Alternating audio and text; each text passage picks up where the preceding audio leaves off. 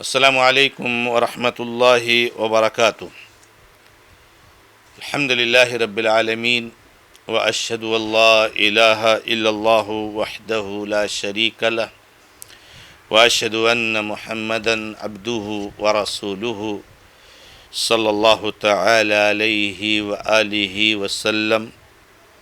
اعوذ باللہ من الشیطان الرجیم، بسم اللہ الرحمن الرحیم۔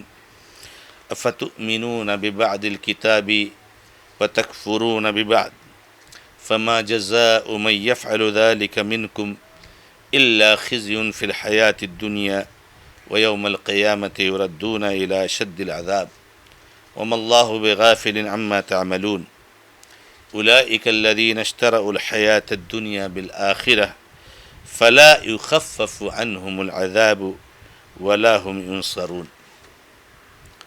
معزز و موقر مشاہدین و مشاہدات،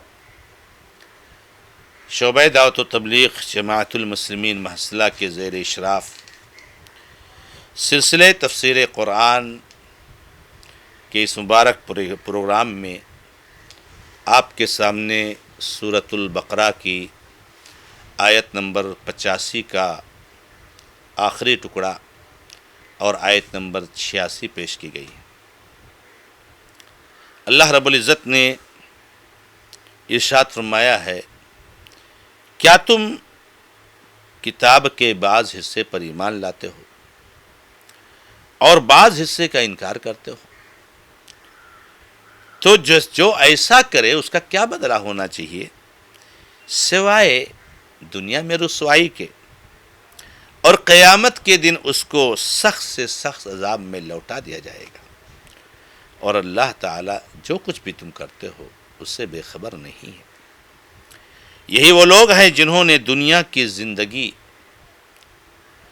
کو خرید لیا ہے آخرت کے بدلے میں، تو نہ تو ان سے عذاب کو ہلکا کیا جائے گا اور نہ ان کی مدد کی جائے گی۔ معزز و موقر ناظرین و ناظرات، بھائیوں اور بہنوں،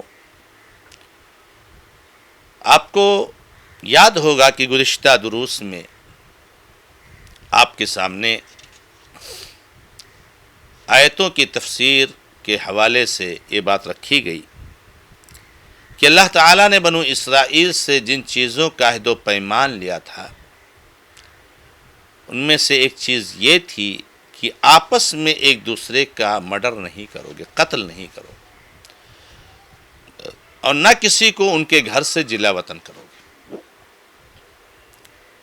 پھر اللہ تعالیٰ نے بتایا کہ انہوں نے اس عہد و پیمان پر کتنا عمل کیا۔ یہ اللہ کے نبی صلی اللہ علیہ وسلم کے زمانے میں آپس میں ایک دوسرے کو قتل کرتے تھے، ایک دوسرے پر حملہ کرتے تھے، ایک دوسرے کو مال و متاع کو لوٹتے تھے، ان کے گھروں سے نکالتے تھے، ان کو پکڑ کر قیدی بناتے تھے۔ کچھ بھی انہوں نے عہد و پیمان کا پاس لحاظ نہیں رکھا۔ البتہ ایک عجیب و غریب بات یہ تھی کہ جب قیدی بن کر کے ان کے لوگ آ جاتے تو یہ سوچ کر کہ اللہ تعالیٰ نے ہمیں کسی یہودی کو قیدی بنانے سے منع کیا ہے، فدیہ دے کر اس کو چھڑا دیتے، جبکہ پہلے ہی ان کو منع ہے کہ ان کو پکڑ کر لاؤ ہی مت، حملہ ہی مت کرو، اس سے جنگ ہی مت کرو۔ تو وہاں تو عمل نہیں کرتے تھے لیکن یہاں پر عمل کرتے تھے۔ اسی کو لے کر اللہ نے کہا، کیا تم کتاب کے بعض حصے پر ایمان لاتے ہو اور بعض کا انکار کرتے ہو؟ اللہ تعالیٰ نے کہا کسی یہودی پر قتل مت کرو، کرتے ہو۔ کسی یہودی پر حملہ مت کرو، کرتے ہو۔ کسی یہودی کے مال متاع کو لوٹو مت، لوٹتے ہو۔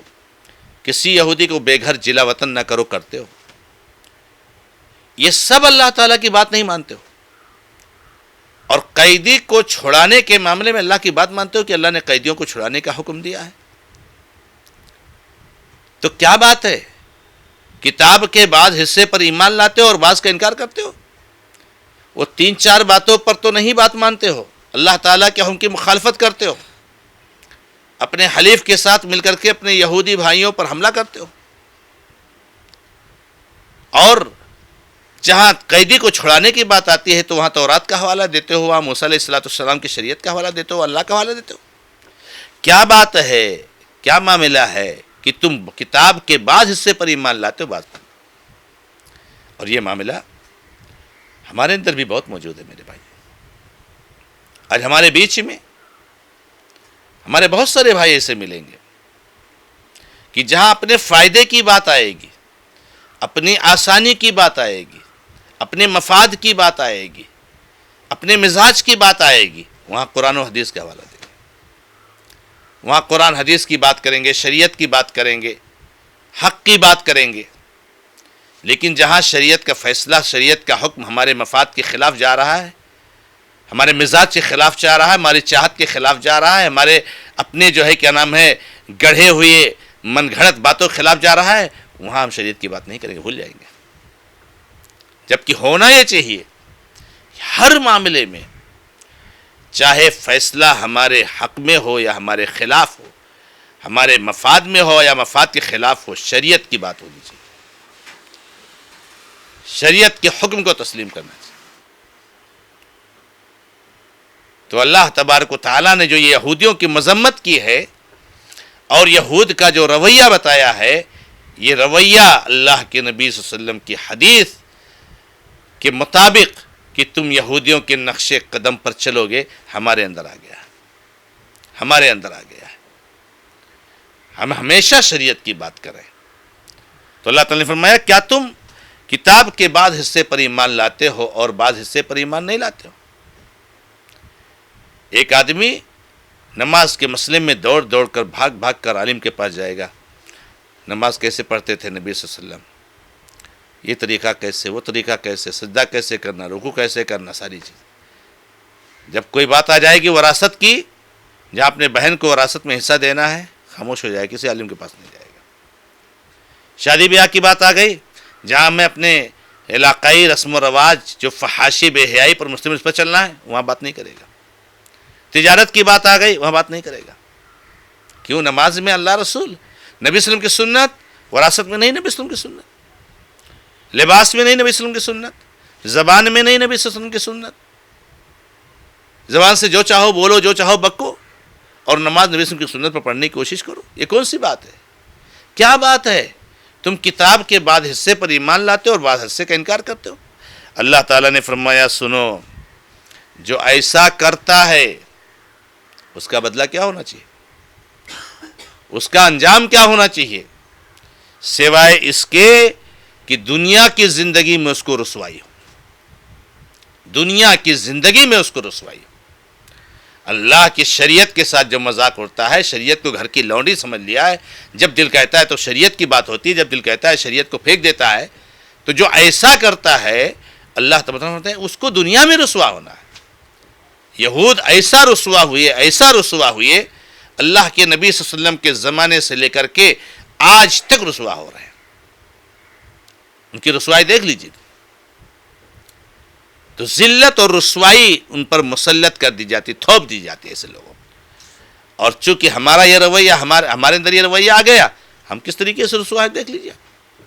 آج جو ہماری حالت ہے اس دنیا میں آپ دیکھ لیجیے، ہمارے اس ملک میں جس ملک پر ہم نے ہزاروں سال حکومت کی ہے، اس ملک میں ہماری کیا وقت ہے دیکھ لیجیے۔ ہم نے شریعت کو وہ مقام نہیں دیا، ہم نے شریعت کو عزت نہیں دی، ہم نے شریعت کو وہ حق نہیں دیا جو ہم کو دینا چاہیے، جو اس کا حق ہے۔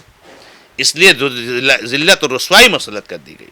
تو اللہ رب العزت فرماتے ہیں کہ جو ایسا کرتا ہے اس کے لیے ذلت اور رسوائی ہے دنیا کی زندگی میں، اور آخرت میں قیامت کے دن سخت سے سخت عذاب میں اس کو ڈھکیل دیا جائے گا۔ یہ اسلام نہیں ہے میرے بھائیوں، یہ ایمان نہیں ہے میرے بھائیوں۔ عبادات ہو کہ معاملات ہو، زبان ہو، لباس ہو، تجارت ہو، ایجوکیشن ہو، تعلیم ہو، شادی بیاہ، کچھ بھی ہو، ہر وقت ہمیں شریعت کی بات کرنی چاہیے، ہر وقت ہمیں نبی صلی اللہ علیہ وسلم کی سنت کو ڈھونڈنا چاہیے۔ ایسا نہیں، ورنہ دنیا میں رسوائی ہے اور قیامت کے دن سخت سے سخت عذاب میں اس کو ڈھکیل دیا جائے، لوٹا دیا جائے۔ اور اللہ تعالیٰ متنبہ کرتے، ہوشیار کرتے ہوئے فرماتے ہیں یاد رکھنا جو کچھ تم بھی کرتے ہو اللہ اس سے بے خبر نہیں ہے۔ یہ مت سمجھنا کہ اللہ تعالیٰ کو نہیں معلوم، اللہ تعالیٰ کو نہیں، سب معلوم ہے اللہ تعالیٰ کو۔ تم نے کہاں حملہ کیا، تم نے کس کی مرڈر کیا، تم نے کس کی جان لی، تم نے کس کو قتل کیا، تم نے کس کی عزت لوٹی، کس کا معلوم مطالعہ، سب اللہ کو معلوم. اللہ تعالیٰ بے خبر بالکل نہیں. پھر اللہ تعالیٰ ایسے لوگوں کے بارے میں بتاتے ہوئے فرماتا ہے یہی وہ لوگ ہیں جنہوں نے آخرت کی زندگی کو دنیا سے بیچ دیا ہے. اعوذ باللہ. آخرت کی زندگی کتنی عظیم زندگی ہے، اس زندگی کو انہوں نے دنیا سے بیچ، یعنی دنیا کی خوشی لے کر، دنیا کا فائدہ لے کر انہوں نے آخرت کو برباد کر لیا.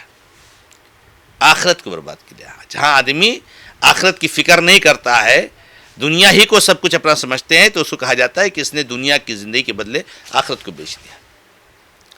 بس دنیا میں ہم خوش ہو جائیں، یہاں رہ لیں، یہ ہم کو مل جائے، آخرت کی اس کو کوئی فکر نہیں. تو اللہ تعالیٰ نے کہا یہ وہ لوگ ہیں جنہوں نے دنیا کی زندگی کے بدلے میں آخرت کی زندگی کو بیچ دیا ہے. ایسے لوگوں کا نہ تو عذاب ہلکا ہوگا، سخت سے سخت عذاب ملے گا. آخرت کی زندگی کبھی ختم ہونے والی زندگی نہیں میرے بھائیو. آخرت کی زندگی کو یاد کر کے رویا کرو.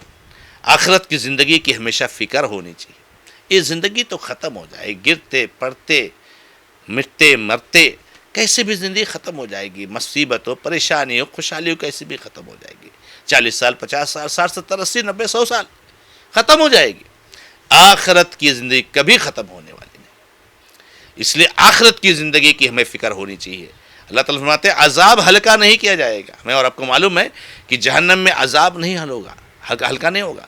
کلما خبت زدناہم سعیرا.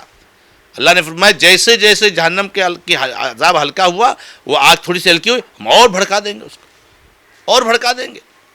یہ مت سوچنا کہ کتنے سال اللہ تعالیٰ عذاب دے گا، 100-200 سال. اللہ تعالیٰ کا عذاب کبھی ہلکا ہوگا نہیں. ولیعذ باللہ. اللہ تعالیٰ ہم سب کی جہنم سے بات. تو اللہ تعالیٰ نے فرمایا کہ جہنم کے عذاب کو ان سے ہلکا نہیں کیا جائے گا اور نہ ان کی مدد کی جائے گی. یہاں کچھ مصیبت پریشانی میں ہم آتے ہیں، کچھ دوستوں کا سہارا لے لیتے ہیں، کسی کی مدد لے لیتے ہیں. کوئی مدد کرنے والا نہیں ہوگا، کوئی آپ کی سننے والا نہیں ہوگا. وہاں کوئی آپ کی کسی طریقے سے کوئی کام نہیں آئے گا. آپ کی ماں، آپ کا باپ، آپ کی اولاد، آپ کی بیوی، آپ کے بچے، خاندان، پڑوسی سب بھاگیں گے آپ سے. وہ پہچانے گا بھی نہیں آپ کو کوئی. تو اللہ تعالیٰ فرماتے ہیں یہ اتنے نادان بیوقوف لوگ ہیں کہ آخرت کی زندگی کو انہوں نے دنیا کے مقابلے میں بیچ دیا. دنیا میں ہی سب کچھ جو ہے خوشیاں لینا چاہتے ہیں. جہاں پر عذاب نہ ہلکا ہوگا نہ ان کی مدد کی جائے گی. اللہ رب العزت سے دعا ہے کہ رب العزت ہمیں اور آپ کو جہنم سے محفوظ رکھے. اللہ تعالیٰ ہمیں آخرت کی فکر کرنے کی توفیق عطا فرمائے. اللہ تبارک تعالیٰ ہماری غلطیوں کو معاف فرمائے. ھذا ما عندی واللہ تعالیٰ عالم والحمد للہ رب العالمین وصلی اللہ علی محمد وسلم تسلیما کثیرا والسلام علیکم ورحمۃ اللہ وبرکاتہ.